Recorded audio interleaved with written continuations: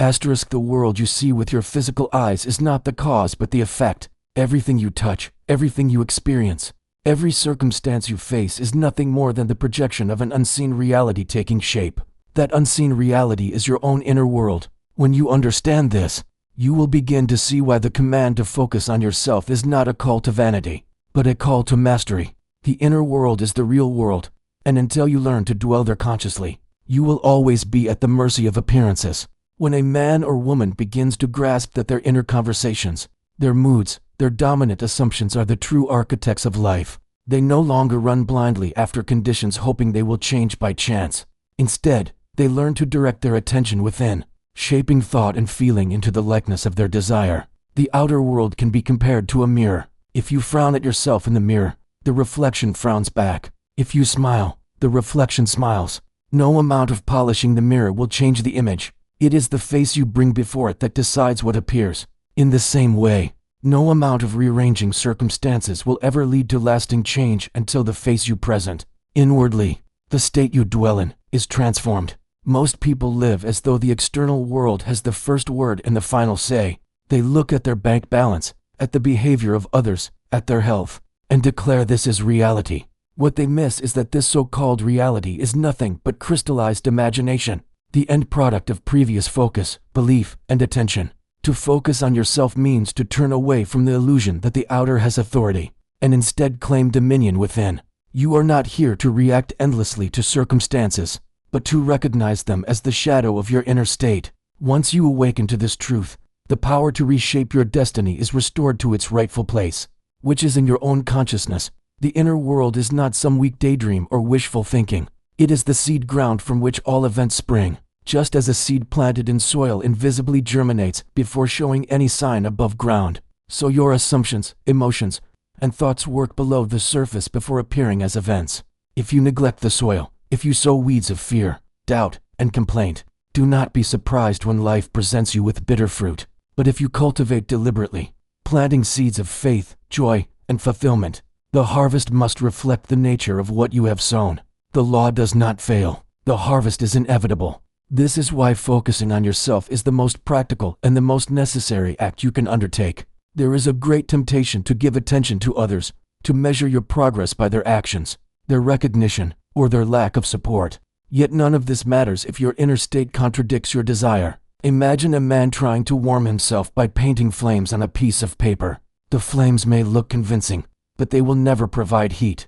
Only the inner fire of conviction, of assumed reality, can create true change. When you focus on yourself, you are tending that fire, allowing it to burn steadily until it manifests outwardly. The second truth you must understand is that attention itself is creative power. Where you place your attention, you give energy. What you attend to grows, strengthens, and solidifies in your experience. This is not merely poetic speech. It is a literal law. Your attention is the currency of creation. Every time you dwell on a thought, every time you repeat an inner conversation, every time you let a mood dominate you, you are investing attention, and that investment will pay returns in the form of outer conditions. This is why scattered attention leads to scattered results.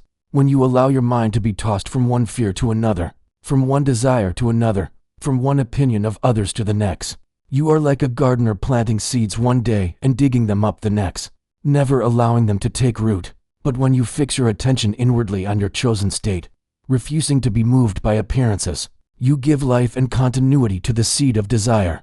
Over time, it must manifest because the law has no power to deny the sustained focus of consciousness.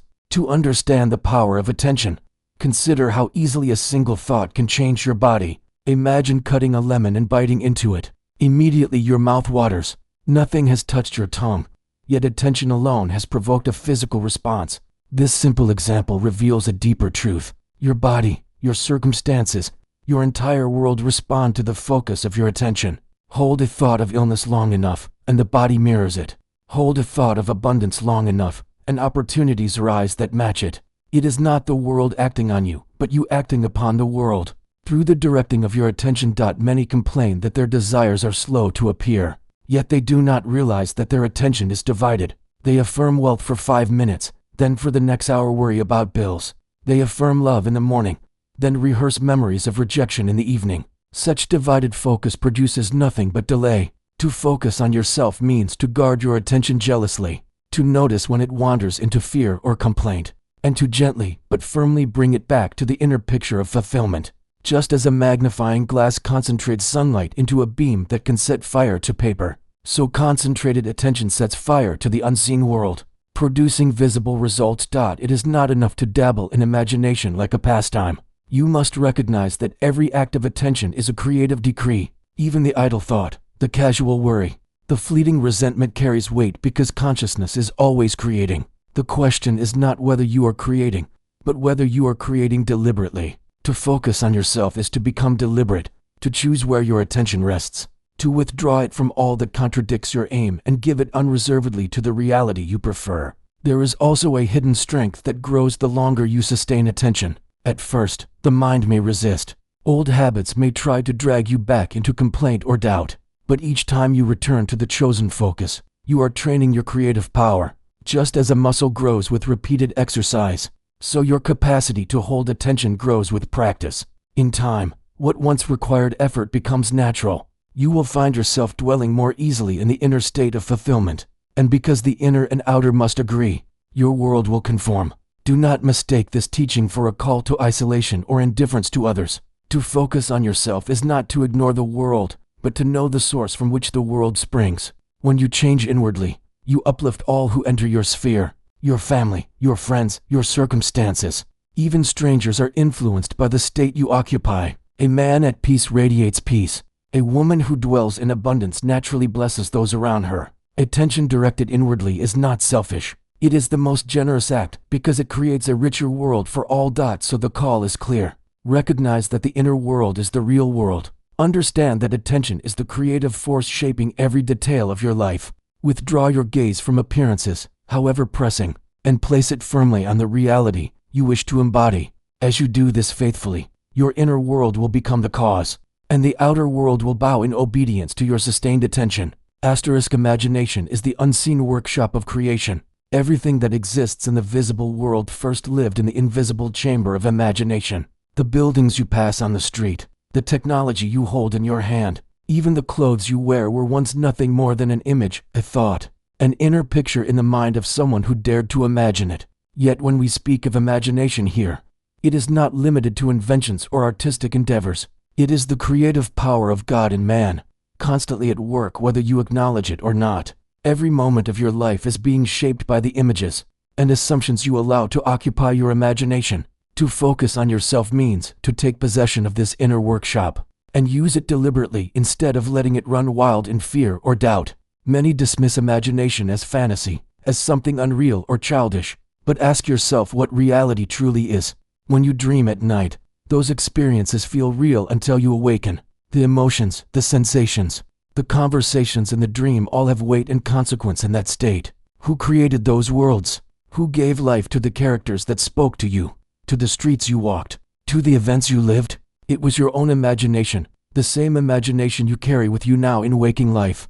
The dream proves that within you lies a creative power vast enough to generate entire worlds. If that is true in sleep, why would it not be true when you are awake? The imagination is not idle. Even when you think you are not imagining, you are. Every worry is imagination in action. Every resentment replayed in your mind is imagination in action. Every hope and every fear, whether fleeting or sustained, is imagination clothed in thought and feeling. The tragedy is that most use this power unconsciously, filling their imagination with images of failure, rejection, or lack, and then they wonder why these very conditions harden into fact in their lives. The law does not discriminate. It simply gives form to what the imagination entertains with feeling.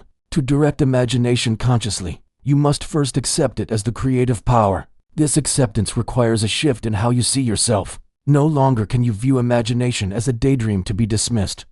You must regard it as the inner sanctuary where God reveals himself through you. When you enter imagination and assume the feeling of the wish fulfilled, you are not pretending. You are participating in the most sacred act of creation. You are sowing the seeds of reality. The outer world will, in its own time, rearrange itself to match what you have already accepted as true within. Consider the story of anyone who has overcome circumstances that seemed impossible. Behind every triumph is the unseen act of imagining differently. The sick person who refuses to dwell in the picture of illness, but instead imagines themselves whole. and vibrance sets in motion a change that no outer argument can deny. The poor man who imagines himself prosperous plants the seed of wealth that circumstances will eventually express. The lonely woman who imagines herself loved and cherished begins to walk in a state that draws love to her like iron to a magnet. It is not the outer condition that commands the imagination, but the imagination that commands the condition. When you use imagination consciously, you must give it the tones of reality. Do not merely think about the desire. Step into it. See the world from that state. Hear the sounds that would be present if it were already fulfilled. Feel the emotions that would naturally accompany it. If you long for success, imagine the congratulations of a friend. If you long for health, imagine the joy of moving freely without pain. These imaginal acts, carried out in the silence of your mind, are more real than the outer facts that contradict them. For the outer world is only the past made visible, while imagination is the present act of creation. Once you accept imagination as the creative power, the next challenge rises, which is to detach from the opinions of others. The world is full of voices eager to tell you what is possible and what is not. Friends, family, teachers, and even strangers carry their own assumptions and project them onto you. If you are not vigilant, you will begin to live their beliefs instead of your own. To focus on yourself means to free your imagination from the chains of other people's opinions, and to dwell instead on the inner conviction of your own chosen state. It is easy to be swayed by the crowd. If 10 people tell you that your dream is unrealistic, their voices may sound louder than the quiet whisper of imagination. Yet remember this: no one but you has the authority to determine your state of consciousness. Others may see you through the lens of your past or through the limits of their own experience, but they cannot see the unseen reality you hold within. The question is whether you will yield to their vision or remain faithful to your own. Detachment from opinions does not mean arrogance or hostility. It means inner independence. It means you no longer measure yourself by the yardstick of another's belief. It means you refuse to let the mood of the crowd determine your inner state. Imagine a sailor steering a ship. The winds may blow from every direction. The waves may rise and fall. But the sailor keeps his hand on the wheel, guiding the vessel toward its chosen destination. If he lets go because others shout that the storm is too strong, the ship will drift wherever the current takes it.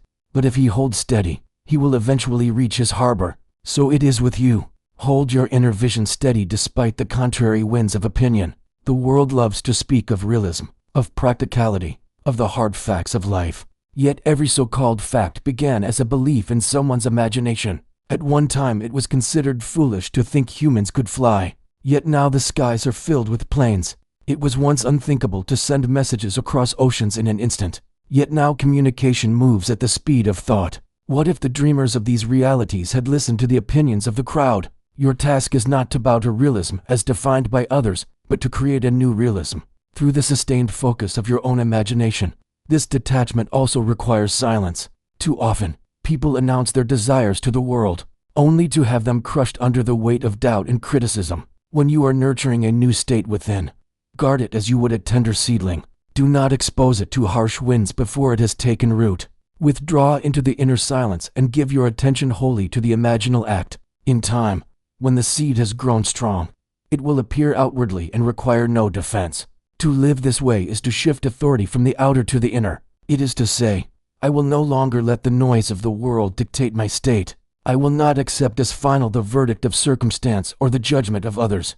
I will go within, imagine what I choose, and dwell there until it becomes real. Then the world, like clay in the hands of the potter, will reshape itself around my inner conviction. As you practice this, you may notice how often you have been governed by outer voices. Perhaps you hesitated to pursue a dream because someone laughed. Perhaps you doubted your worth because others ignored or rejected you. These experiences only have power when you accept them inwardly. The moment you withdraw your attention from them and instead focus on the inner reality you desire, their power dissolves. No opinion, no circumstance, no outer authority can stand against the sustained vision of imagination.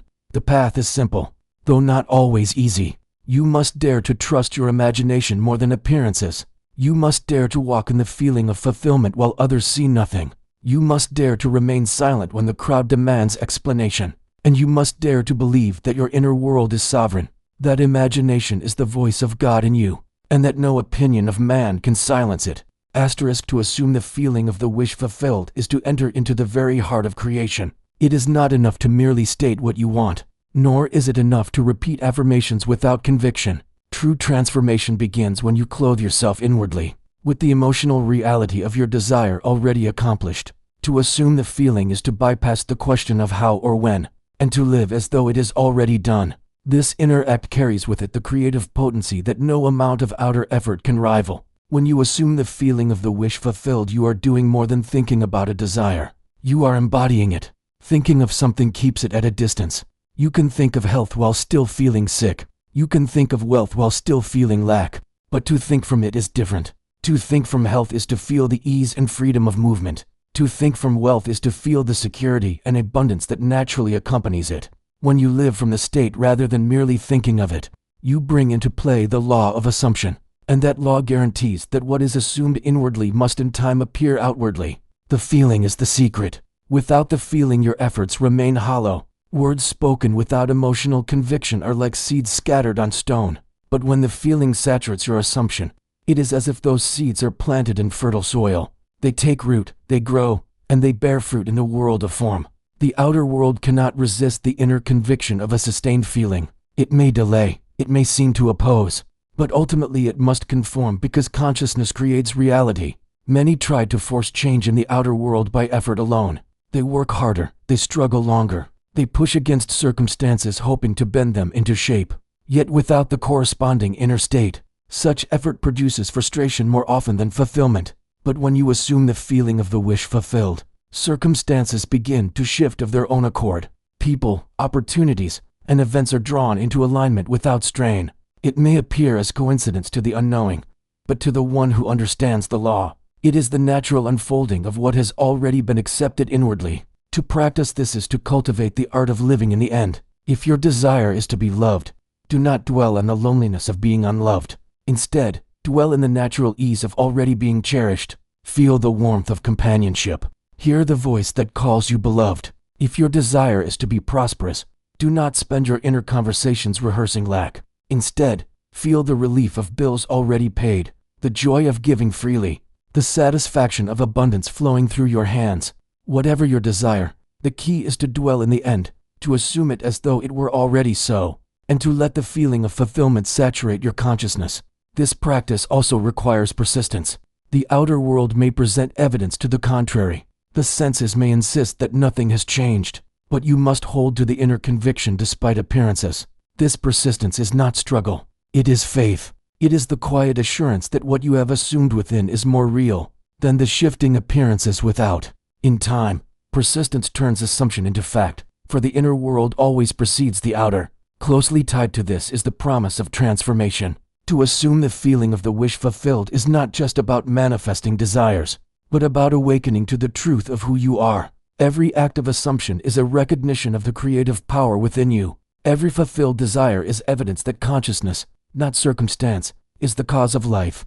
The more you practice, the more you realize that you are not a victim of the world, but its master. You discover that transformation does not begin in society, in politics, or in economics, but in the secret chamber of your own imagination. Transformation begins the moment you accept that you are the operant power. No longer can you blame others or wait for conditions to change. You must take responsibility for the state you occupy. If you live in the state of lack, life mirrors lack. If you live in the state of abundance, life mirrors abundance. If you dwell in resentment, the world gives you reasons to resent. If you dwell in forgiveness and love, the world supplies reasons to rejoice. The outer world is plastic to the inner state. Change yourself and you change the world. This promise of transformation is not a far-off dream, but a present reality. The very moment you assume a new state, you have already shifted in consciousness. Outward expression may take time to catch up, but inwardly the change is instant. You need not wait for years of effort to feel differently. You can enter the state now. You can walk in the feeling of your fulfilled desire this very moment, and in doing so, you have already begun the transformation. When you live in this way, life becomes an ever-unfolding revelation of the inner world. You begin to see that nothing is wasted. Even challenges and obstacles serve as reminders to return to the state of your choosing. Each event becomes an opportunity to prove the law. Instead of reacting blindly, you ask, what state produced this, and what state shall I now choose? This perspective turns life into a deliberate journey of growth and mastery. The promise of transformation also carries with it the realization of the divine within. To focus on yourself in this way is not selfishness, but recognition of the Christ in you, the creative I am that shapes reality. Every time you assume the feeling of the wish fulfilled, you are honoring that divine presence. Every transformation of your world is testimony to the fact that God in you is the source of all creation. This realization lifts you out of dependence on outer authorities. You no longer wait for the world to grant you permission to live your dreams. You claim them within and allow the world to mirror your claim. As you continue to live from this awareness, transformation becomes natural. It no longer feels like effort. You begin to inhabit new states with ease, moving from one fulfilled desire to another as naturally as the seasons change. You look back at former limitations and realize they were never real, only assumptions you once accepted. You see how others remain bound because they still believe the outer world holds power, and you long to share the truth, though you know each must discover it for themselves. The journey of assumption and transformation is a journey of awakening. It teaches you to see beyond appearances, to trust the unseen, to honor the inner over the outer. It calls you to live from the end, to dwell in fulfillment, and to persist until what was once invisible becomes visible. In this way, life becomes not a struggle against forces outside of you, but a dance with the creative power within.